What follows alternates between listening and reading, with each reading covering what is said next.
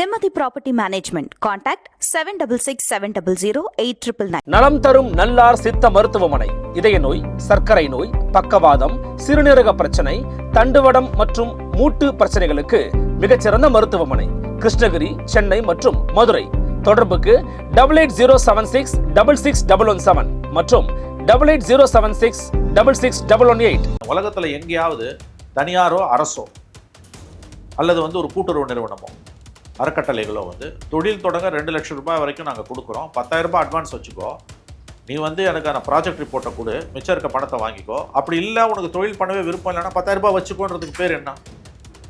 லஞ்சம் தான். லஞ்சம், பச்சையா லஞ்சம். அதைத்தானே இந்த அரசு செய்து 70% மாநில அரசோட பல்கலைக்கழகங்களில் 70% மேலேயே நான் நினைக்கிறேன் தற்காலிக பணியாளர்களை வச்சு நடத்துறீங்க.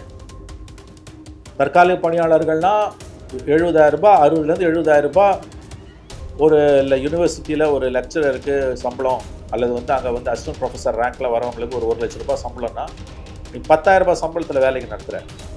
அங்கே நிலைமை என்ன தெரியுமா அருள்?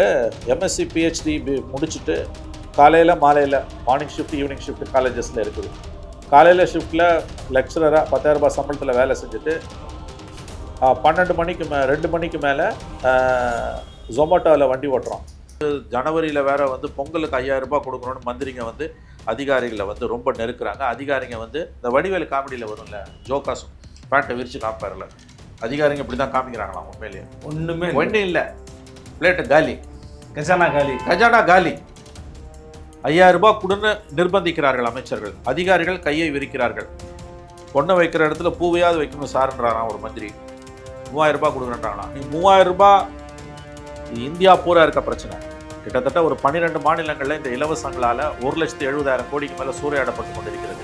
திரும்பவும் சொல்கிறான், எல்லா இலவசங்களையும் நம்ம கண்ணை மூடி எதிர்க்கலை.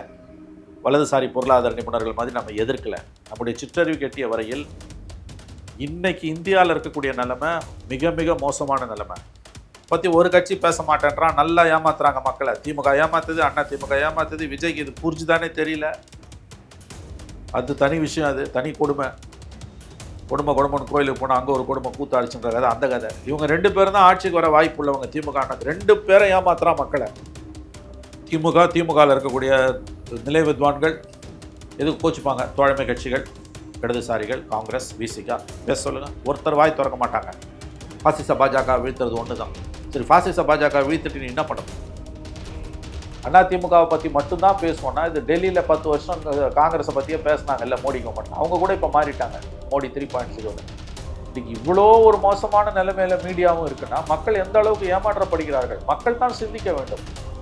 ஒன்று ஞாபகம் வச்சுக்கோங்க, எந்த ஒரு துறையிலையாவது, அரசு துறை தான், வேறு என்ன, பென்ஷன்ற கான்செப்டே அரசு துறை தான். பென்ஷன் கொடுக்கறதுக்கு என்னைக்கு ஒரு அரசு திண்டாடுதோ அந்த அரசு அழிவை நோக்கி போகுதுன்னு அர்த்தம். ஆனால் அதுதான் அளவுகோல். ஊதியங்களும் ஓய்வூதியங்களும்.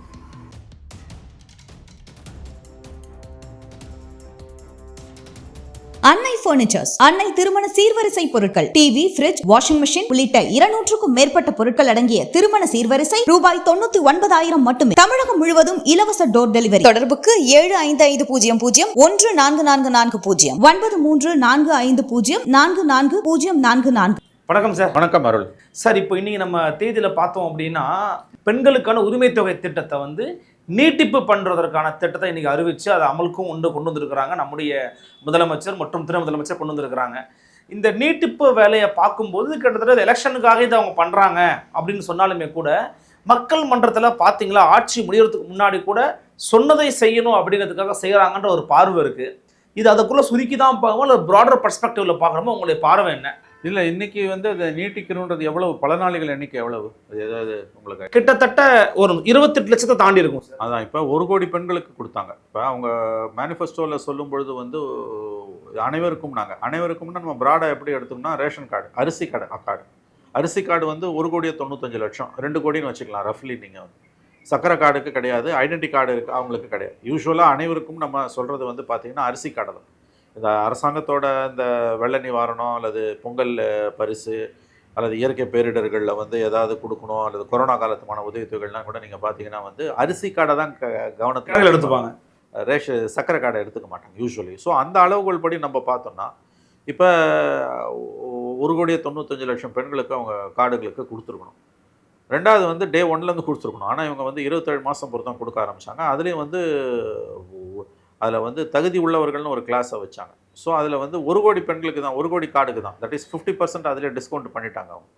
நவ் இப்போ என்ன பண்ணுறாங்கன்னா கூடுதலாக ஒரு 28 லட்சம் பேரை சேர்க்குறாங்க. ஸோ 1,28,00,000 பேர்களுக்கு வந்து இந்த உரிமை தொகை என்பது போகுது. இது கண்டிப்பாக எலெக்ஷனை மனசில் வச்சு செய்யக்கூடியதான். அதில் இந்த ஸ்கீமே எலெக்ஷனை மனசில் வச்சது தான். ஏன்னா எனக்கு வந்து இந்த ஸ்கீமை வந்து டே 1லேருந்து இதன் மீது ஒரு கடுமையான விமர்சனம் உண்டு. ஏன்னு கேட்டிங்கன்னா, இப்போ இலவசங்கள்னு சொல்லும் பொழுது புரிதலுக்காக நம்ம அதை ஃப்ரீ பாய்ஸ்ன்னு சொல்லும்போது இலவசங்கள்னு பொழுது வந்து அது விலை இல்லாததுன்னு ஜெயலலிதா ஒரு பெயர் கொடுத்தாங்க. உரிமை தொகைன்னு இவங்க திமுகவில் ஒரு இது கொடுத்தாங்க. அதாவது வந்து மக்கள் தங்கள் கை காசு போடாமல் அரசாங்கத்தோட உதவியால் பெறக்கூடிய ஒரு திட்டங்கள், உதவிகள். அது பேர் வந்து இதை வந்து வெஸ்ட்டில் வந்து உங்களுக்கு வந்து அஃபர்மேட்டிவ் ஆக்ஷன் வாங்க. நான் வந்து இந்த அரசாங்கத்தோட இத்தகைய உதவிகள், இந்த அஃபர்மேட்டிவ் ஆக்ஷன் எல்லாத்தையும் நான் வந்து சகட்டு மேனிக்கு கண்டிப்பாக எதிர்க்கலை. அது ரொம்ப தவறு. அது இப்போ நீங்கள் பார்த்தீங்கன்னா மதிய உணவு திட்டம் அது ரொம்ப வரவேற்கத்தக்கது. ஏன்னா கல்வி இடைநிற்றலை அது வந்து தடுத்தது. இப்போ ஸ்டாலின் வந்து அதை விரிவுபடுத்தி காலை உணவு திட்டமாக கொண்டு வந்திருக்காரு. அது வரவேற்கத்தக்கது.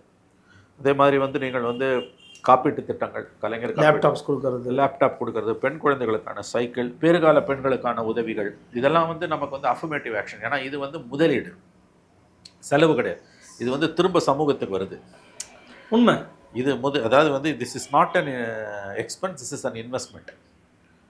இன்ஃபேக்ட் 1982ல் வந்து எம்ஜிஆர் வந்து மதிய உணவு திட்டத்தை வந்து பெரிய அளவில் கொண்டு வந்த புதுசு. அது 1920களில் வந்து நீதி கட்சி ஆட்சியில் இருந்தது. காமராஜ் ஆட்சியில் வந்து அது தொடரப்பட்டது.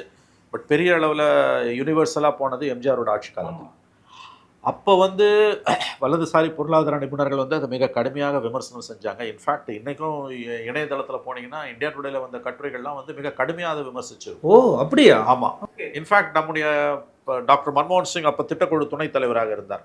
அவர் இந்திரா காந்தி பிரதம மந்திரி. அப்போ வந்து பணம் ஒதுக்கிறதுலே சிக்கலாச்சு. தமிழ்நாட்டுக்கான நிதி ஒதுக்கீட்டில் முடியாதுன்னு மன்மோகன் சிங் கை விரிச்சார்.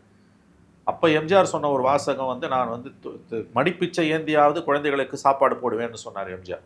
அதுக்கப்புறம் அவர் அதை சக்ஸஸ்ஃபுல்லாக அவரால் பண்ண முடிஞ்சது. அதே சேம் மன்மோகன் சிங் 91ல் நிதி அமைச்சரானப்போ நிதி உதவியை தமிழ்நாட்டுக்கு கொடுப்பதில் வந்து தாராளமாக தான் இருந்தார். அது 9 ஆண்டுகள் கழித்து. ஸோ வலதுசாரி பொருளாதார நிபுணர்களால் கடும் விமர்சனத்துக்கு உள்ளாக்கப்பட்ட சில ஆணவம் பிடித்த வலதுசாரி பொருளாதார நிபுணர்களாக எள்ளி நகையாடப்பட்ட அந்த திட்டம் வந்து இன்று காலங்களை கடந்து நின்று கொண்டிருக்கிறது. தமிழ்நாட்டில் வந்து இந்தியாவிலே வந்து உயர்கல்விக்கு போய் சேருபவர்கள் அதிகமாக இருப்பதற்கு ஒரு முக்கியமான காரணம் மதிய உணவு திட்டம். ஏன்னு கேட்டிங்கன்னா +2 வரைக்கும் நம்ம ஸ்கூல் எஜுகேஷனை கொடுத்துறதால அந்த கல்வி இடைநிற்றல் என்பது உண்மையிலேயே மதிய உணவு திட்டத்தால் வந்து பெரிய அளவில் தடுத்து நிறுத்தப்பட்டது. அதுக்கு பிறகு வந்து மென்பொருள் புரட்சிக்கு நம்முடைய மாணவர்கள் போவதற்கு அது உதவியாக இருந்தது.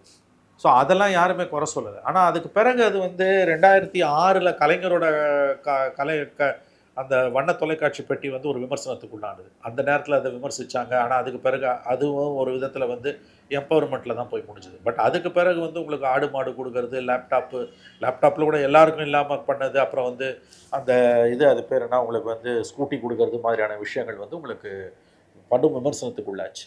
இப்போ இந்த 1000 ரூபாய் ஸ்கீம்ன்றது வந்து என்னை பொறுத்த வரைக்கும் இது அப்பட்டமான ஒரு கையூட்டம் தான் நான் பார்க்குறேன். இப்போ நீங்கள் வந்து பீகார் எலெக்ஷனில் 10,000 ரூபாய் மோடி கவர்மெண்ட் கொடுத்தது. 2 லட்சம் ரூபாய் நீங்கள் நம்ம நிறையா பேசியிருக்கோம் அதை பற்றி. பட் அந்த பெர்ஸ்பெக்டிவ் வேறு, இது வேறு இல்லை. முடிச்சிடலாம். 2 லட்சம் ரூபாய் நீங்கள் வந்து கடன் வாங்கலாம் சுயதொழில் பண்ணுறதுக்கு முடியலன்னா வாங்கின 10,000 அப்படியே வச்சுக்கலான்றது இது அப்பட்டமான கையூட்டு. ஏன்னா தேர்தலுக்கு 1 மாதத்துக்கு 2 வாரங்களுக்கு முன்பு கொடுக்கப்படுகிறது. State byte bribe. ஆமாம், ஸ்டேட் ஸ்பான்சர்டு பிரைப். அது அரசே கொடுக்குற கையூட்டு. அப்போ அவங்க என்ன சொன்னாங்க, பெரிய அளவில் டெல்லியில் விவாதம் நடந்திருக்குது. 10,000 ரூபாய் கொடுக்கலாமா, இல்லை தமிழ்நாடு, கர்நாடகா, மகாராஷ்டிரா, நம்முடைய மத்திய பிரதேஷ் மாதிரி வந்து மாதம் 1000 ரூபாய் கொடுக்கலாமான்னப்போ இல்லை, ஒன் கோ 10,000 ரூபாய் கொடுத்துலான்னு தான் முடிவு பண்ணியிருக்காங்க. இப்போ அது வந்து ஸ்டேட் பிரைப்னு தான் கணக்கிடப்படுது. தேர்தல் நடந்துக்கிட்டே இருக்கும்போதெல்லாம் 10,000 ரூபாய் போய் வங்கி கணக்கில் விழுந்திருக்கு. ஆனால் அதை எதிர்ப்பதற்கான உரிமை வந்து காங்கிரஸுக்கோ திமுகவுக்கோ இருக்கானா இல்லை. ஏன்னா நீங்கள் இந்த 1000 ரூபான்றது எந்த கணக்கில் வருது? உரிமை தொகை என்பது யாருடைய உரிமை, எதற்கான உரிமை, அதை சொல்லுங்கள். இதோட ப்ரொடக்டிவிட்டி என்ன?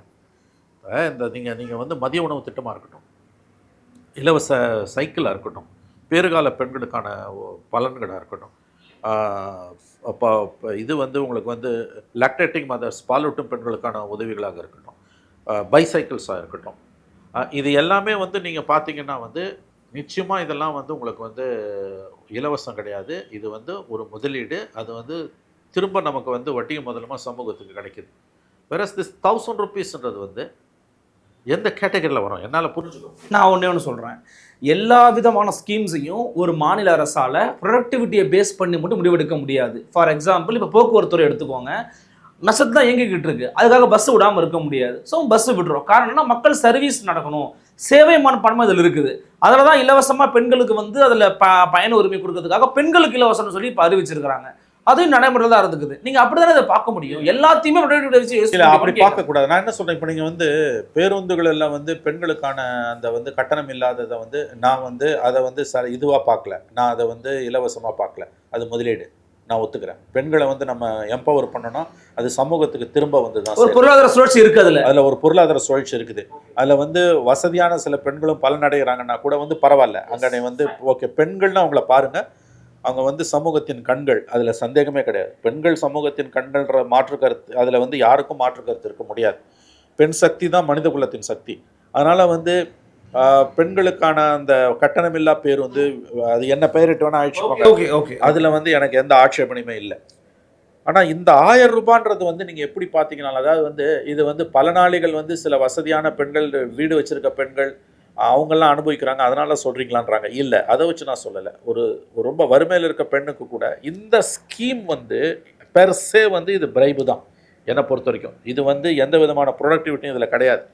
நீங்கள் அதாவது இப்படி புரிஞ்சுக்கணும், பெண் சுகாதாரத்துக்கும் பெண் கல்விக்கும் இன்னும் பறந்துபட்ட அளவில் நீங்கள் கிரவுண்ட் லெவலில், கிராம லெவலில் நீங்கள் கொண்டு போகலாம். இப்போ நம்ம ஏற்கனவே பேசியிருக்கோம், அரசு கலைக்கல்லூரிகளில் வந்து பெண்களுக்கு வந்து அப் டு பிஜி வரைக்கும் இலவசம் பண்ணணுன்றது. 150 பெண்கள் கல்லூரிகளில், ஆண்கள் பெண்கள் படிக்கக்கூடிய கல்லூரியில் பெண் கல்விக்கு வந்து இலவசம். அதே மாதிரி வந்து சுகாதாரமான விஷயங்களை பொறுத்த வரைக்கும் பேறுகால பெண்களுக்கு இப்பயே நிறைய செய்கிறாங்க. இன்னமும் விரிவுபடுத்துறது, பெண்களுக்கு உரிய அவர்களுடைய அந்த அந்த ஒரு ஆரோக்கியத்தை, சுகாதாரத்தை பேணக்கூடிய விஷயங்களை வந்து விமன் சென்ட்ரிக்காக நீங்கள் வந்து கொண்டு போகிறது ப்ராஃபிட்டபிள். அது வந்து கிராம அளவில் கூட நீங்கள் வந்து போகணும். பட் இந்த பெர்சே 1000 rupeesன்றது வந்து இது என்னை பொறுத்த வரைக்கும் நான் உறுதியாக நம்புகிறேன், இது அப்சல்யூட் பிரைப். இதோட நீட்சி தான் அவன் 10,000 ரூபாய் கொடுத்தது. எங்கேயுமே நடக்காத அட்டூழியங்க அது. அதுவும் வந்து எலெக்ஷனுக்கு 1 மாதம் முன்னால் கொடுக்குறாங்க. இப்போ இன்னைக்கு 4 மாதம் முன்னால் நீங்கள் இதை கொடுக்குறீங்க. இந்த 28 லட்சம் பேருக்கு நீங்கள் 4 மாதம் முன்னால் கொடுக்குறதுன்றது இது நிச்சயமாக வந்து அந்த ஒரு பிரைபு கேட்டகரியில் தான் இது வரும். அதை தான் வந்து முன்னாள் தேர்தல் ஆணையாளர் எஸ்ஐ குரேஷி சொல்கிறாரு, தேர்தலுக்கு 6 மாதம் முன்னால் எல்லா இலவசங்களையும் புதிதாக வரதை ஸ்டாப் பண்ணிடுறாரு.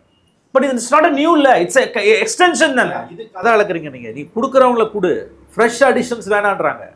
ஓகே, எஸ்ஐ குரேஷியோட தேர்தல் கமிஷனர் மிக அற்புதமான ஒரு தேர்தல் கமிஷனர். அவரோட வாசகங்களில் நம்ம சொல்கிறோம்னா, ஏன்னா இந்த பீகாரில் 10,000 ரூபாய் கொடுத்தது பற்றின பரந்துபட்ட விவாதங்கள் நடந்தப்போ குரேஷியோட ஒரு ஃபேமஸ் ஸ்டேட்மெண்ட் என்னென்னா, தேர்தலுக்கு 1 மாதம் முன்னால் நீ வந்து 10,000 ரூபாய் கொடுக்குற, நோட்டிஃபிகேஷன் வந்த பிறகு அது போகுது, அதுக்கு பிறகு ஒரு 50 லட்சம் பெண்கள் சேர்க்குறான். சேர்க்கும்போது என்ன சொல்கிறான், இது ஆன்கோயிங் ஸ்கீம் பண்ணுறான். நோட்டிஃபிகேஷன் வந்த பிறகு 50 லட்சம் பெண்கள் சேர்க்குறான். ஒரு பெண் 2 பெண் இல்லை, 75 லட்சம் பெண்களுக்கு முக்கியமந்திரி ரோஸ்கார் யோஜனான்னு 10,000 ரூபாய் போகுது. எப்போ நோட்டிஃபிகேஷன் வரதுக்கு 10 நாள் முன்னால் டைரெக்டாக பேங்க் அக்கௌண்ட்டுக்கு போகுது. நோட்டிஃபிகேஷன் வந்த பிறகு, மாடல் கோட் ஆஃப் கான்டாக்ட் வந்த பிறகு 50 லட்சம் பெண்களை ஆட் பண்ணுறோம். 1.25 கோடி பெண்களுக்கு 10,000 ரூபாய் போயிருக்குது. அதோட விளைவு என்ன, வரலாறுல இல்லாத அளவுக்கு பெண் வாக்காளர்களில் 71% பேர் வாக்களிச்சிருக்காங்க. 200 சீட்டை கிராஸ் பண்ணுறோம். அப்போ லெவல் பிளேயிங் ஃபீல்டு இல்லை. இப்போ அதே தான் நாளைக்கு திமுகவுக்கு. இப்போ நீங்கள் 28 லட்சம் பெண்களை இதில் ஆட் பண்ணுறீங்க, இல்லை ஜனவரியில் இன்னமும் கூட நீங்கள் ஆட் பண்ணலாம். அப்போ லெவல் பிளேயிங் ஃபீல்டை நீங்களும் எடுக்கிறீங்க. அப்போ பிஜேபிக்கு உங்களுக்கு என்ன வித்தியாசம்? ஒரு வித்தியாசமும் இல்லை. இன்னொன்று அடிப்படையில் அது ஸ்டேட், அதை வந்து பலரும் சொன்னது என்னன்னா, நான் சொல்ல விவரம் அறிந்தவர்கள், it was a state sponsored bribe. அரசே கொடுத்த கையூட்டு, கேஷ் ஃபார்வர்ட்ஸ். இந்தியாவில் ரொம்ப ஃபேமஸ் தமிழ்நாடு இல்லையா? நமக்கு வந்து 2003 ஆரம்பித்து திருமங்கலம் ஃபார்முலா, அதுக்கப்புறம் ஸ்ரீரங்கம் ஃபார்முலா எல்லாத்தையும் நம்ம பார்த்துட்டோம். 2 கட்சியும் மாறி மாறி மாறி மாறி இவங்க 2 பேரும் வந்து இதில் வந்து கின்னஸ் ரெக்கார்டு படம். இப்போ வரைக்கும் கொளத்தூரில் 2011ஆம் ஆண்டு ஜெயிச்சதை வந்து சையத் துரைசாமி கொஸ்டின் தான் இருக்காரு. ஓகே, 2 பேரும். ஸோ 2 பேருமே வந்து கேஷ் ஃபார்வர்ட்ஸில் வந்து கின்னஸ் ரெக்கார்டு படைச்சிட்டு இருக்காங்க. அது எதுக்கு நீங்கள் போய் கடைசி நேரத்தில் தேர்தல் காலத்தில் அந்த ஒரு வாரத்தில் வந்து கேஷ் கொடுக்க போய் ஸ்குவாடு வந்து பிடிச்சிட்டு போய் சில இடங்களுக்கு அது ரீச் ஆகாமல் போலீஸுக்கிட்ட பணம் மாட்டி கவர்மெண்ட்டுக்கிட்ட மாட்டி நாங்கள் இந்த பேங்க்கில் ட்ரான்ஸ்ஃபர் பண்ணிடுறோம். ரைட் ராயில் கவர்மெண்ட்டே பண்ணுறது தான். இல்லாட்டி முக்கியமந்திரி ரோஸ்கார் யோஜனான்றது தான். பீகார் இஷ்யூவில் வந்த முக்கியமான விமர்சனம். அதே தான்.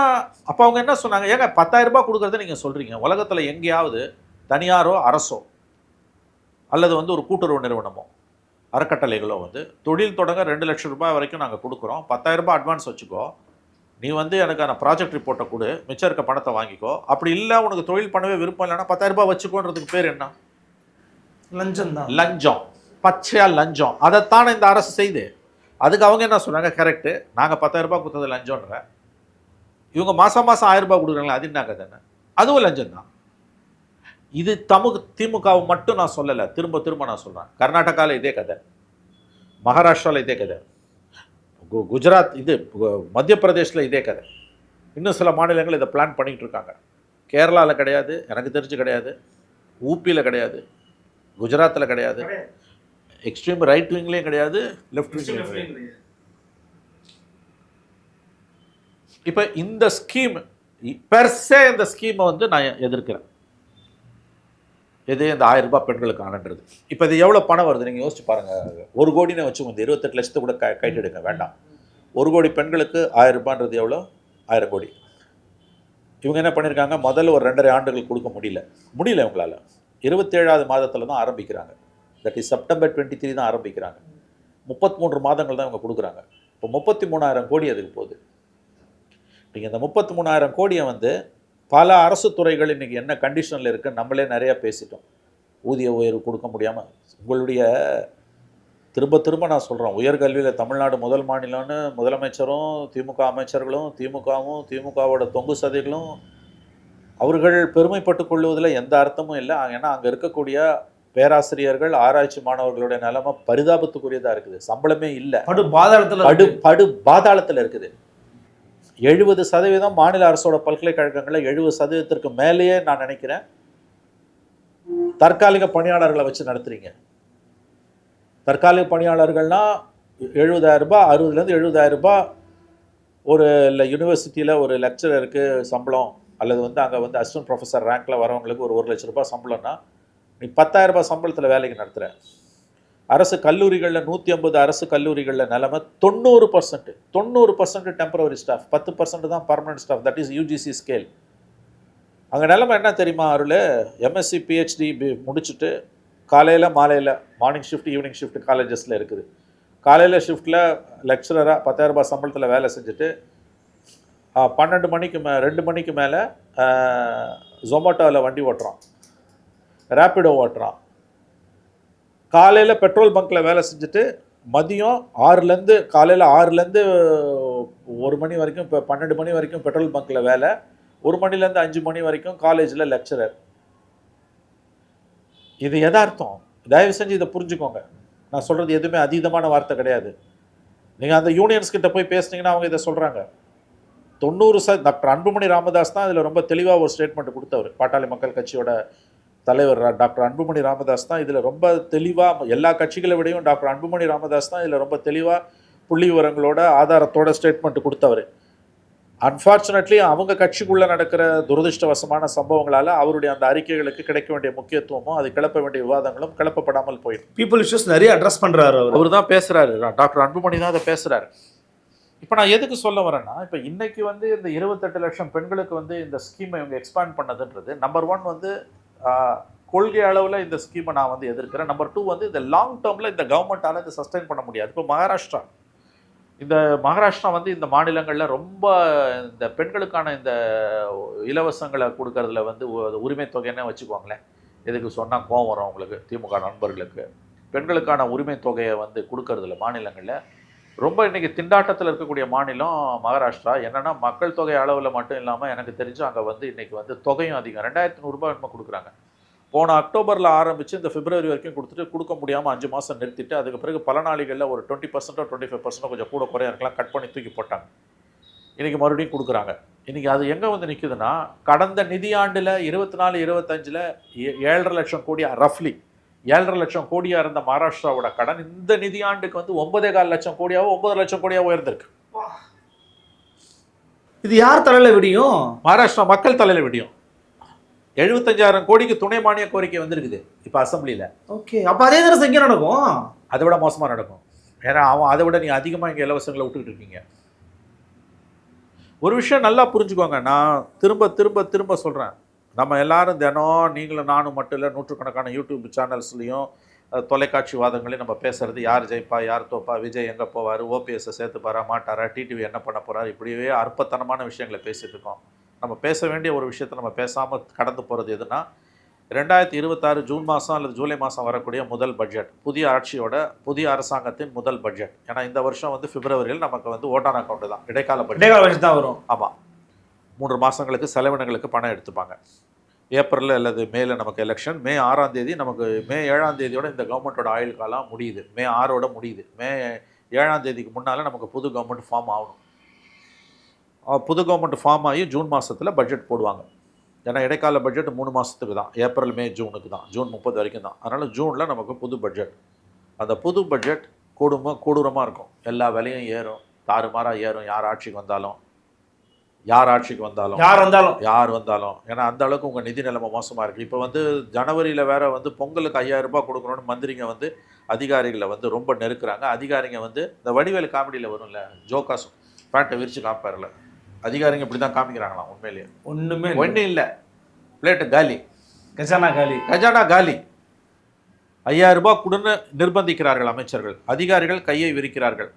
பேண்ட் பாக்கெட்டில் ஒன்றும் இல்லை சார்னு வடிவேலு பாணியில் இப்படி எடுத்து காமிக்கிறாங்க. பொண்ணை வைக்கிற இடத்துல பூவையாவது வைக்கணும் சார்ன்றாராம் ஒரு மந்திரி.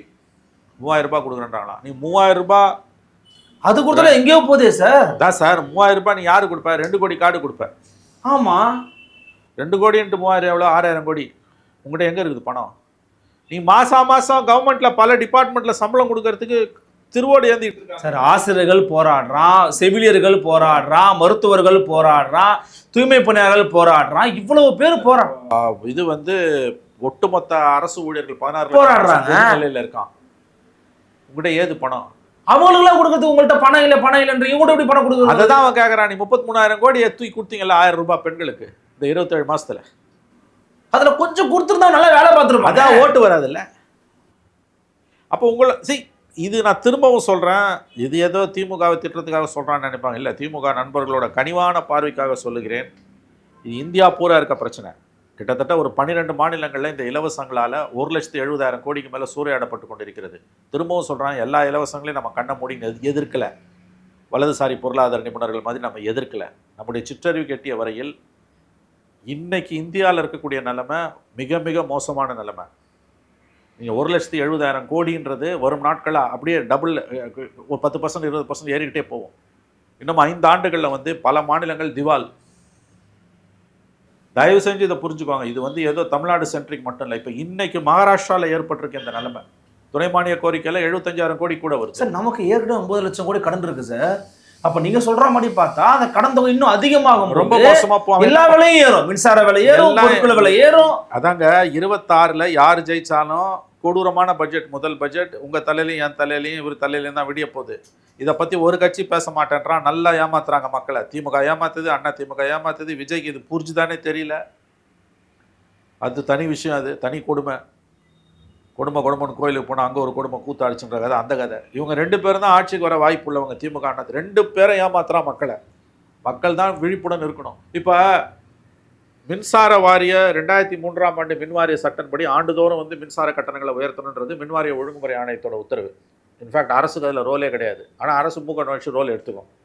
எப்படின்னு சொல்கிறேங்க இல்லைங்க. போன ஆண்டு வந்து 2024 ஜூலையில், ஒவ்வொரு வருஷம் ஜூலையில் தான் வரும், மின் கட்டணத்தை 6% என்னமோ ஏற்றுனாங்க. நான் சொல்கிறது கொஞ்சம் கூட குறைவே இருக்கலாம். புரியுது. அப்ராக்சிமேட்லி ஷாப்ஸுக்கு டொமஸ்டிக் யூஸ் வீடுகளுக்கு 2 சேர்த்து ஏற்றினா 24ல். அது இவங்க லட்டு மாதிரி எப்படி வந்ததுன்னா, ஜூனில் ரிசல்ட் வந்தது, மே மாதம் எலெக்ஷன் முடியுது, ஜூன் ரிசல்ட், ஜூலையில் ஏற்றுறது. அடுத்து 2 வருஷம் தான் எலெக்ஷனை ஏற்றி விட்டாங்க. ஏற்றின உடனே இவன் குயோ முயோன்னு கத்துறான் அண்ணா திமுக. நீ வந்து இருந்தப்போ தாண்டா ஏற்றுறான், இவன் கத்துறான், மாறி அப்படியே மாறி சண்டை போட்டு ஏமாத்துறாங்க. இந்த வருஷம் என்ன பண்ணானுங்க, ஷாப்ஸுக்கு ஏற்றிட்டு வீடுகளுக்கான 6% ஏற்றணும்னு சொன்னப்ப, இல்லை அது அரசே ஏற்றுக்கும்ட்டா தமிழ்நாடு கவர்மெண்ட். உனக்கு தான் அவ்வளோ பெருந்தன்மையா? ஏன் எலெக்ஷன் வருது, சரி முதல்ல நீ ஏற்றுக்கிட்டதே தப்பு, நீங்கள் எதுக்கு ஏற்றுக்கிட்டீங்க? எலெக்ஷன் வருதுன்னு ஏற்றுக்கிட்டீங்க. இப்போ அடுத்த வருஷம் மே மாதம் எலெக்ஷன் முடிஞ்சு ஜூன் மாதம் பட்ஜெட்டை போட்டு ஜூலை மாதம், ஒவ்வொரு வருஷமும் ஜூலை மாதம் வரும்ல. ஆமாம். மின் கட்டணத்தை மின்சார ஒழுங்குமுறை வாரியம் ஷாப்ஸுக்கும் வீட்டுக்கும் ஏற்றுமா? சத்தியமாக ஏற்றுவான். அப்போ நீ வந்து அதை வாங்க மாட்டேன். ஏன்னா உனக்கு தான் எலெக்ஷன் 3 வருஷம் பொறுத்து இருக்குல்ல. அரசியல்வாதி எதை செஞ்சாலும் ஓட்ட மனசில் வச்சு தான் செய்வான். 3 வருஷம் பொறுத்து அடுத்த எலெக்ஷன் 29ல் மக்கள் மறந்துடுவான். 3 வருஷம் பொறுத்து எலெக்ஷன்றதுனால நீ கையில் ஏற்றுக்க மாட்டேன். ரெண்டாவது, உங்கள்கிட்ட துட்டு எங்கே இருக்குது? திருவோடு தானே நீங்கள் ஏந்துருது. புரியுதா? புரியல சார். இப்போ நான் சொல்கிற இந்த விஷயங்களை வச்சு பார்த்தீங்கனாலே எவ்வளோ ஏற போகுதுன்னு புரிஞ்சுக்கலாம். பயமா இருக்கே சார். அப்போ யாராவது ஒரு அரசியல்வாதி இல்லை தொலைக்காட்சிகள்லையும் யூடியூப்லேயும் சமூக வலைதளங்களையும் இந்த எலெக்ஷனை பற்றியும் இந்த தேர்தலை பற்றியும் பேசக்கூடிய யாராவது ஒருத்தர் வாட் இஸ் நெக்ஸ்ட்னு பேசுகிறாங்களா? சொல்லுங்க. இல்லை, நோபடி. நம்மளுடைய விவாதம் அதுவரை அதை நோக்கி நீளணுன்றான். இதை பேசி தொலைங்க. ஏன்னா வந்து இது எவன் கூட போவான்றது தான் வந்து மக்களோட அற்ப ஆசையை வந்து, ஏன்னா இந்த அளவுக்கு அரசியல் வெறி உலகத்தில் எந்த நாட்டிலுமே இருக்காதுறாங்க. இந்தியர்களை போல அரசியல் வெறி பிடித்தவர்கள் குறிப்பாக தமிழ்நாடு. ஆமாம், குறிப்பாக தமிழ்நாடு அரசியல் வெறி பிடித்தவர்கள் எங்கேயுமே கிடையாது. ஏன்னா எவன் வந்தாலும் உன் தலையில் தாண்டா விடிய போதும், உன் வாழ்க்கையில் எந்த முன்னேற்றமும் வரப்போகிறதில்ல. யார் வந்தாலும்ன்ற குறைஞ்சபட்ச அறிவு இல்லாமல் நம்ம பேசிகிட்டு இருக்கோம் எல்லாரும். நான் உட்பட சொல்கிறேன். நான் ஒன்று என்ன பெரிய புனிதமானவனா சொல்லிக்கல. இப்போ இந்த இஷ்யூ இருக்குல்ல அருள், 26 பட்ஜெட் அது எப்படி இருக்கும்? கொடூரமாக இருக்கும். கொடூரமாக இருக்கும். யாராவது ஒரு அரசியல்வாதி அதை பேச சொல்லுங்க. திமுகவில் இருக்கக்கூடிய நிலை வித்வான்கள் எதுக்கு கோச்சிப்பாங்க? தோழமை கட்சிகள், இடதுசாரிகள், காங்கிரஸ், விசிகா பேச சொல்லுங்க. ஒருத்தர் வாய் திறக்க மாட்டாங்க. பாசிச பாஜக வீழ்த்துறது ஒன்று தான். சரி, பாசிச பாஜக வீழ்த்துட்டு நீ என்ன பண்ண போங்க? இந்த பக்கம் வாங்க, திமுக, அண்ணா திமுக, பிஜேபி, இதெல்லாம் உங்களுக்கு கவலையே கிடையாது. திமுகவை வீட்டுக்கு அனுப்பணும். அந்த இடத்துல வந்து இவங்க உட்காந்துக்கிட்டு அவங்க பண்ணுறதெல்லாம் இவங்க பண்ணணும். வேறு எதை தவிர எதாவது நோக்கம் இருக்கா? ஒன்றும் கிடையாது. இது நடுப்புற மாட்டிக்கின்னு கசக்கி பிழியப்பட்டு நசுங்கி பிசுங்கி சின்ன பின்னமாக வருது திருவாளர் பொதுஜனம் தான். பாட்டாளி சம்மளம் பாட்டாளி மக்கள் தான் எல்லாரும். இதில் ஒடுக்கப்பட்டவன், தாழ்த்தப்பட்டவன், இப்போ உயர் ஜாதி, கீழ் ஜாதி எல்லாமே ஒன்று தான். இதில் எல்லாரும் தானே பாதிக்குது. அதில் குறிப்பாக தாழ்த்தப்பட்ட மக்களையும் ஒடுக்கப்பட்ட மக்களையும் தான் அது அதிகமாக பாதிக்குது. அப்போ இந்த அரசியல்வாதிகள் வந்து மீடியா அதுக்கு துணை போகுது. இந்த நெரேட்டிவை வந்து எப்படி கட்டமைச்சிருக்காங்க பாருங்களேன். இன்னும் 4 மாதத்தில் எலெக்ஷனு, இன்னும் 6 மாதத்தில் பட்ஜெட்டு. கரெக்டு. ஆனால் இந்த வருஷம் ஃபுல் பட்ஜெட்டு கிடையாது, இடைக்கால பட்ஜெட்டு. 4 மாதத்தில் எலெக்ஷனு, 6 மாதத்தில் பட்ஜெட்டு. ஏன்னா 4 மாதத்தில் வர எலெக்ஷனை பற்றி மட்டுமே எவன் ஜெயிப்பான் எவன் தோப்பான்னு பேசுகிறீங்களே. அதுக்கு அடுத்து வரப்போகிற 6 மாதம் பொறுத்து வரப்போகிற பட்ஜெட் தாண்டா முக்கியமானது. உன் தலையெழுத்து என் தலையெழுத்து கரெக்டாக சொன்னீங்க. அதை பற்றி ஏன்டா எவனுமே பேச மாட்டேன்றீங்க? 24 மணி நேரமும் 365 நாள் அண்ணா திமுக எவன் கூட போகிறான், ஓபிஎஸ் போவாரா மாட்டாரா, விஜய் என்ன செய்ய போறாரு, இதை பற்றி 365 நாளும் பேசுறீங்க. ஏன்னா 366 நாள் இல்லை. இன்னமும் இந்த கவர்மெண்ட் கடைசி அந்திம காலத்தில் இருக்குது. இந்த கவர்மெண்ட்டோட சாதனைகளை, சோதனைகளை, வேதனைகளை பேசாமல் அதிமுகவை பற்றி மட்டும்தான் பேசுவோம்னா, இது டெல்லியில் 10 வருஷம் காங்கிரஸை பற்றியே பேசினாங்க இல்லை மோடி கவர்மெண்ட்டில். அவங்க கூட இப்போ மாறிட்டாங்க. மோடி 3.0ல் இன்னைக்கு இவ்வளோ ஒரு மோசமான நிலைமையில மீடியாவும் இருக்குன்னா மக்கள் எந்த அளவுக்கு ஏமாற்றப்படுகிறார்கள்? மக்கள் தான் சிந்திக்க வேண்டும். அரசியல்வாதிகளை கேட்கணும், நீ என்னத்தை செஞ்சு கீழ்ச்சிடுவ வந்தீங்கன்னா எதுக்கு நான் உனக்கு ஓட்டு போடணும்? 2 பேரையும் கேட்குறேன். 2 பேரையுமே நம்ம கேட்கணும், எதுக்கு நான் உனக்கு ஓட்டு போடணும் சொல்லு.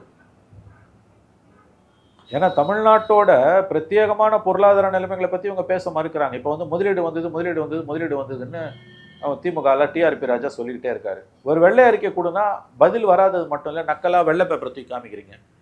நீங்கள் சொல்கிறதுக்கும் நடைமுறைக்கும் சம்மந்தமே கிடையாது. எவ்வளோ வேலை வாய்ப்புகளை உருவாக்குச்சுன்னு கேட்டால் உங்ககிட்ட பதிலே கிடையாது. முதலமைச்சர் ஸ்டாலின் அவர்கள் முதல்ல அதிகாரத்துக்கு வந்து 2022 துபாய்க்கு போய் 6000 கோடி ரூபாய்க்கு முதலீடு ஈர்த்துட்டு வந்தேன்னு சொன்னாங்க. லூலு மகள்லாம் வருதுனாங்க. அன்னையிலேருந்து இப்போ மதுரையில் போன வாரம் 30,000 கோடிக்கு மேலே 36,000 கோடி போட்டதுலேருந்து கூட்டி கழிச்சு பார்த்தீங்கன்னா இவ்வளோ லட்சம் கோடின்றாங்க. அடிச்சு விட்றாங்க. தடிக்கு விழுந்தா வேலை இருக்கணும். நமக்கு பல லட்சம் கோடி இருக்கு, தடிக்கு விழுந்தா வேலை இருக்கணும். ஆனால் வெள்ளை அறிக்கை கேட்டால் இல்லை. இதே எடப்பாடி பேரில் இங்கே வெள்ளை அறிக்கை கேட்டீங்க. நான் என்ன சொல்கிறேன், சரி அது உங்களுக்குள்ளே அடிச்சுக்குவாங்க. இங்கே நடைமுறையில் 26 பட்ஜெட்டில் என்ன செய்ய போகிறீங்க? 1. 2வது, இந்த முதலீடுகளால் வந்திருக்கக்கூடிய இன்னொரு முக்கியமான விஷயமாக ஒரு தரப்பு பொருளாதார நிபுணர்கள், உதாரணமாக ஜவஹர்லால் நேரு பல்கலைக்கழகத்தில் PhD பட்டம் பெற்ற சென்னை அடையாறு MIDSல பொருளாதார நிபுணர், ஆசிரியர், ஆராய்ச்சியாளராக இருக்கக்கூடிய, சர்வதேச பல்கலைக்கழகங்களில் விசிட்டிங் ப்ரொஃபஸராக இருக்கக்கூடிய நம்முடைய நண்பர் டாக்டர் கலையரசன் போன்றவர்கள். அவங்க தான் திராவிட மாடல் ஆங்கில புத்தகத்தை எழுதினாங்க. ஆமாம், அவரும் இன்னொருத்தரும் சேர்ந்து எழுதினாங்க. டாக்டர் கலையரசன் போன்றவர்கள் என்ன சொல்கிறாங்கன்னா, முதலீடு இவ்வளோ வந்ததுன்னு பேசுகிறதுல பிரயோஜனம் இல்லை, அக்ரிகல்ச்சர் நெகட்டிவ் குரோத்தில் போயிட்டுருக்குன்றாங்க. தமிழ்நாட்டோட வேளாண் பொருளாதாரம், விவசாய பொருளாதாரம் எதிர்மறை குறியீட்டில் சென்று கொண்டிருக்கிறது. இது ரொம்ப ஆபத்தான உண்மை, ரொம்ப ஆபத்தானது. அதுக்கு என்ன சொல்கிறாங்க, உலகம் பூராவே வந்து இண்டஸ்ட்ரி க்ரோத் ஆகும்போது அக்ரிகல்ச்சர் வந்து நெகட்டிவில் தான் போகணும்னு கதை அழகுறாங்க. அது எப்படி நீ அப்படி சொல்லிட்டு போக முடியும்? அப்போ உயிர் நாடி உனக்கு வந்து வேளாண் பொருளாதாரம் தானே. ஆனால் இந்தியாவில் வந்து ரொம்ப ஃபாஸ்டஸ்ட்டு அர்பனைசேஷன் ஸ்டேட்டு தமிழ்நாடு. அதாவது விரைவாக நகரமயமாகி கொண்டிருக்கக்கூடிய முதல் மாநிலம் தமிழ்நாடு. அப்படி இருக்கும்போது ஒரு பக்கம் ஷ்ரிங்க் ஆகிட்டே போகுது. அது உன்னுடைய உணவு பாதுகாப்பை பாதிக்கும். அப்போ இன்றைக்கி மகாராஷ்டிராவில் வந்த மாதிரி ஒரு அக்ரேரியன் கிரைசிஸ், விவசாய தற்கொலை, அது இங்கே வராதுன்னு எதை வச்சு சொல்லுவேன்? ஏன்னா அது ரொம்ப முக்கியமான ஒரு உண்மை. டைம்ஸ் ஆஃப் இந்தியாவுக்கு அவர் டாக்டர் கலையரசன் கொடுத்த பேட்டி, பொருளாதார நிபுணர் டாக்டர் கலையரசன் கொடுத்த பேட்டி ரொம்ப முக்கியமான பேட்டி. அக்ரிகல்ச்சர் வந்து நெகட்டிவ் குரோத்தில் இருக்குன்றது ரொம்ப முக்கியமான ஒரு விஷயம். இப்போ இந்த மாதிரியான ஆஸ்பெக்ட்ஸில் வந்து ஏன் வந்து நம்ம வந்து ஆக்சுவல் இஷ்யூஸை பேச மறுக்கிறோம்னு தான் எனக்கு தோணுது. ஸோ இந்த உரிமை தொகை நீட்டிப்புங்கிறது ஒரு பிரைபு தான்றது உங்கள் பார்வை? உரிமை தொகையே பிரைபு. அப்புறம் உரிமை தொகையை நீட்டு பிரைபோட நீட்சி. நான் திரும்பவும் சொல்றேன், நான் தமிழ்நாட்டை மட்டும் சொல்லலை, எவ்ரிபடி. சரி, நீங்க சொன்னீங்க 10,000 ரூபாய் தூக்கி மோடி கவர்மெண்ட் கொடுக்கும்போது இட்ஸ் பிரைப் பண்ணீங்க. 10,000 ரூபாய் பிரைப்னா 1000 ரூபாய் பிரைப் தான். அவன் அட் ஒன் கோ கொடுக்குறான். அதாவது ஒரு இன்ஸ்டால்மெண்ட்ல கொடுக்கறதுக்கும் மாசம் மாசம் கொடுக்கறதுக்குமான வித்தியாசங்க. மாசம் மாசம் கொடுக்கறதுக்கு முன்னாடி நினைவுபடுத்திக்கிட்டே இருக்கேன் பாரு. அதை விட ரொம்ப வீரியமானது. அதை விட இது வீரியமானது. நாங்கள் கொடுத்துக்கிட்டே இருக்கோம். இதுல கொடுமை என்னன்னா, அடுத்து எந்த கவர்மெண்ட் வந்தாலும் இதை நிறுத்த முடியாது. இப்போ இன்னொன்று சொல்கிறேன், நான் திரும்பவும் சொல்கிறேன், திமுக நண்பர்களின் கனிவான பார்வைக்காக சொல்கிறேன், மறுபடியும் நான் சொல்கிறேன், இதனால் ஒன்றும் ஏடிஎம்கேவை நான் சப்போர்ட் பண்ணுறேன்னு நினைக்காதீங்க. அவர் எடப்பாடி உங்களை மிஞ்சிட்டார். அவர் இப்போ என்ன பேசுகிறார் தெரியுமா? 1500 ரூபாய் கொடுப்பேன்றாரு. இது அப்படியே போச்சு, அது மக்கள் மத்தியில் எடுபடுது அப்படின்னு அறிக்கை கட்சிக்காரர்களிடமிருந்தோ உளவுத்துறையிடமிருந்தோ முதலமைச்சர் அவர்களுக்கு போகுமே ஆனால் திமுக என்ன பண்ணும்? 2000 ரூபாய். இதான் மகாராஷ்டிராவில் நடந்தது. அவங்க கொடுத்துட்டு இருந்தது 1500, 2500 மாற்றினாங்க. ஏன்னா ராகுல் காந்தி நான் வந்து 2500 கொடுப்பேன்னாரு. அதில் பாதாளத்துக்கு போயிட்டு இருக்குங்க இந்தியாவில் பல மாநிலங்களோட பொருளாதார நிலைமை. தயவு செஞ்சு இதை புரிஞ்சுக்குவாங்க. இது வந்து இலவசங்களை எதிர்க்கிறது மேட்டுக்குடி மனப்பான்மை இல்லைங்க. இலவசங்களை எதிர்க்கல, மதிய உணவு திட்டத்தை எதிர்க்கல. இது தேவையோ அதை எடுத்துக்கிறோம். காலை மதிய உணவு திட்டத்தை முதலமைச்சர் கொண்டு அது வரவேற்கிறோம், மனமாற பாராட்டுகிறோம். அற்புதமான ஒரு திட்டம். உண்டி கொடுத்தோர் உயிர் கொடுத்தோர். கல்வி இடைநிற்றல நிற்குது. குழந்தைங்க, பள்ளி குழந்தைகள் அல்லது குழந்தைகள் சாப்பிட்றத பார்க்கும்போது நமக்கு கிடைக்கிற சந்தோஷத்துக்கு இணையான சந்தோஷம் வாழ்க்கையில் வேற சில சந்தோஷமாக தான் இருக்க முடியும். அந்த சந்தோஷத்துக்கு இணையே கிடையாது. அதை ஈடுகட்டுறதுக்கு வேற ஏதோ ஒரு நம்ம குடும்பத்தில் நடக்கிற சில மகிழ்ச்சியான சம்பவங்களை எடுத்துக்கொள்ளலாம். அதே மாதிரி பெண்களுக்கான எல்லா விதமான நலத்திட்டங்களுமே. பட் இந்த 1000 ரூபான்றது எப்படி உனக்கு? இது என்ன பிரச்சனைனா, 2 விஷயம். இது நிரந்தரமாக எந்த பலனையும் கொடுக்காது. ரெண்டாவது, இதை அவள் நிறுத்துறது எல்லா கவர்மெண்ட்டுக்குமே ரொம்ப கடினமானது. ஓகே, ஓட் பேங்க் பாலிடிக்ஸில் பயப்படுறவங்க கை வைக்க பயப்படுவாங்க, ஓட்டு போயிடுமோன்னு. ஆகவே இன்றைக்கு இந்த 28 லட்சம் பெண்களுக்கான இந்த நலத்திட்ட உதவிகளின் நீட்சி என்பது பொருளாதாரத்தின் மீதான பொருளாதார நெருக்கடியை மேலும் அதிகரிக்கும். நீங்கள் பல துறைகளில் ஏன் கவர்மெண்ட்டால் இன்னைக்கு வந்து ஊதிய உயர்வு போராடுறவனுக்கு கொடுக்க முடியல? பணம் இல்லை. அந்த பணம் எங்க போகுது? இங்கே போகுது. உழைச்சவனுக்கு காசு கொடுக்காம நீங்கள் வாக்கு வங்கிக்காக காசு கொடுக்குறீங்க. இப்போ மெட்ராஸ் யூனிவர்சிட்டியில் 2015 25 வரைக்கும் ரிட்டையர் ஆனவங்களுக்கு ரிட்டையர்மெண்ட் பெனிஃபிட்ஸ் கொடுக்கலன்னு கேஸ் போடுறாங்க. நீ 90 கோடி ரூபாய் ரிலீஸ் பண்ணுன்னு தமிழ்நாடு கவர்மெண்ட்டுக்கு ஹைகோர்ட்டு ஆர்டர் போடுது. இவங்க 20 கோடி மட்டும்தான் ரிலீஸ் பண்ணுறாங்க. அவங்க என்ன பண்ணுறாங்க? நிலைமையை சமாளிக்கிறதுக்கு 300 கோடி ரூபாய் அவங்களுக்கு கார்பஸ் ஃபண்ட் இருக்குது, அதை உடைக்கிறாங்க. அதுலேருந்து தான் அவங்க பென்ஷனை கொடுக்குறாங்க. அங்கே இருக்க பேராசிரியர்கள் வயிற்றுல வயலில் அடிச்சுக்கிறாங்க, ஐயோ போதேன்னு. இப்போ சொன்ன பணத்தை நீ ஏன் கொடுக்கலன்னு ஃபைனான்ஸ் செக்ரட்டரி கண்டெம்ப்டில் கோர்ட்டு கூப்பிட்டுருக்கு. உதயச்சந்திரன் போய் கோர்ட்டில் நின்னாகணும் கண்டெம்ப்டில். 300 கோடிக்கு நீ உடைக்கிற, 33,000 கோடி இதில் போது இல்லை. கரெக்டு. ஒரு காலத்தில் ஏங்க சென்னை பல்கலைக்கழகம் மெட்ராஸ் யூனிவர்சிட்டி இந்தியாவின் அடையாளங்களில் ஒன்று. 1996 மெட்ராஸை சென்னைன்னு கலைஞர் பேர் மாற்றினப்போ கூட மெட்ராஸ் யூனிவர்சிட்டியை மாற்றலை. ஏன்னா ஃபாரினில் படிக்கிறவனுக்கு மெட்ராஸ் யூனிவர்சிட்டினா ஒரு கெத்து இருக்கும். அதனால் மாற்றலை சென்னை பல்கலைக்கழகம் தான். ஆமாம், வெள்ளக்காரங்காலத்தில் வந்தது உங்களுக்கு 89 வரைக்கும் அதோட சேலரி ஸ்ட்ரக்சர் ஆர்பிஐயோட சேலரி ஸ்ட்ரக்சர். அதுக்கு பிறகு தான் இந்த ஸ்டேட் செக்ரட்டரியேட் சேலரி ஸ்ட்ரக்சர் கொண்டு வராங்க. கற்பக் அதாவது வந்து காமதேனுவா கற்பதருவா அது இருந்தது. டிஸ்டன்ஸ் எஜுகேஷன் கரஸ்பாண்டன்ஸ் கொடுக்கக்கூடிய மெட்ராஸ் யூனிவர்சிட்டியோட தொலைதூர கல்வி தான் வந்து பணத்தை கொட்டுச்சு. அப்படி அவ்வளோ பேர் வந்து படித்தான். அந்த பணத்தெல்லாம் எங்கெங்கேயோ டைவெர்ட் பண்ணானுங்க எடுத்து. இன்றைக்கி திருவோடு மதுரை காமராஜ் யூனிவர்சிட்டி கதை முடிஞ்சிச்சு. அவங்க 3-4 மாதத்துக்கு ஒருத்தர் தான் பென்ஷன்ன்றாங்க, போராடுறாங்க. மாநில அரசின் கீழ் இருக்கக்கூடிய பல்கலைக்கழகங்கள் அத்தனையும் இன்றைக்கி வந்து மிக மிக கடுமையான நிதி நெருக்கடியில் இருக்குது. அடுத்து வரக்கூடிய காலங்கள் என்ன? ஏன்னா இவங்க பணம் கொடுக்க மாட்டேன்றான், அவங்களால ஜெனரேட் பண்ண முடியல. இதில் யூஜிசியோட புதிய சட்டங்களால் புதிய கல்விகளை அவங்களால தொடங்க முடியல. ஒன் டைம் கிராண்டாக கவர்மெண்ட் கொடுக்கலான்னா கவர்மெண்ட்டுக்கிட்ட பணம் இல்லை. ஏங்க ஒரு காலத்தில் பணத்தில் வந்து ரொம்ப வசதியாக இருந்த பல்கலைக்கழகம், குறிப்பாக வந்து டிஸ்டன்ஸ் எஜுகேஷனால் வந்து பணம் கொட்டுச்சு. அவங்களுக்கு 1000 கோடிக்கு மேலே இருந்தது. அதை வெவ்வேறு துறைகளுக்கு திருப்பி விட்டு இன்றைக்கி வந்து சம்பளம் கொடுக்கறதுக்கு அந்த 300 கோடி ரூபாய் கார்பஸ் ஃபண்டை வச்சு மேனேஜ் பண்ணவங்க அதையும் உடைக்கிறாங்க. அது ரொம்ப கொடுமையானது சார். இப்போ நாளைக்கு திருவோடு ஒன்று ஞாபகம் வச்சுக்கோங்க, எந்த ஒரு துறையிலையாவது அரசு துறை தான், வேறு என்ன பென்ஷன்ற கான்செப்டே அரசு துறை தான். பென்ஷன் கொடுக்கறதுக்கு என்னைக்கு ஒரு அரசு திண்டாடுதோ அந்த அரசு அழிவை நோக்கி போகுதுன்னு அர்த்தம். ஆனால் அதுதான் அளவுகோல். ஊதியங்களும் ஓய்வூதியங்களும், ஓய்வூதியங்களை கொடுக்கறதுக்கு பென்ஷன் கொடுக்கறதுக்கு ஒரு அரசு திண்டாடுகிறது என்றால் அருள் எழுதி வைத்துக் கொள்ளுங்கள், மாநிலத்தின் நிதி நிலைமை அதில் பாதாளத்தில் இருக்குது. யாருமே அதை பேச மாட்டேன்றாங்க. இது வந்து திமுகவுக்கு எதிரான குற்றச்சாட்டு பட்டியலை தயவு செஞ்சு பார்க்காதீங்க. இது கடந்த பல ஆண்டுகளாக வந்ததோட விளைவை இவங்க அதிகாரத்தில் இருக்கிறதால நம்ம இவங்களை கேள்வி கேட்குறோம். ஆகவே இந்த பேக்ரவுண்டில் இந்த 28 லட்சம் பெண்களுக்கான இந்த உரிமை தொகை விரிவாக்கத்தை நாம் பார்க்க வேண்டும். இப்போ 28 லட்சம் பெண்களுக்கு கொடுக்குறாங்கன்னா 1000 கோடி என்பது 1000 கோடியே 28 லட்சமா? அப்படி போகுது இல்லையா? எப்படி சமாளிப்பீங்க? உங்ககிட்ட என்ன நிதி ஆதாரங்கள் இருக்குது? பயப்படுறாங்க இல்லை இதை பேசுறதுக்கு? தனிப்பட்ட முறையில் அமைச்சர்கள்ட்ட பேசும்போது நிலைமை மோசமாக இருக்குன்னு தான் சொல்கிறாங்க. மிகவும் ஒரு முக்கியமான ஒரு தலைப்பு. தமிழகத்தினுடைய பொருளாதாரம் குறித்த ஒரு விவகாரம். இதை குறித்த ஒரு நீண்ட நெடிய ஒரு அலசலை வந்து எங்களுக்காக கொடுத்துருந்தீங்க, கருத்துக்களை பகிர்ந்துருந்தீங்க சார். மிக்க நன்றி. நன்றி. மீண்டும் சந்திக்கலாம். வணக்கம்.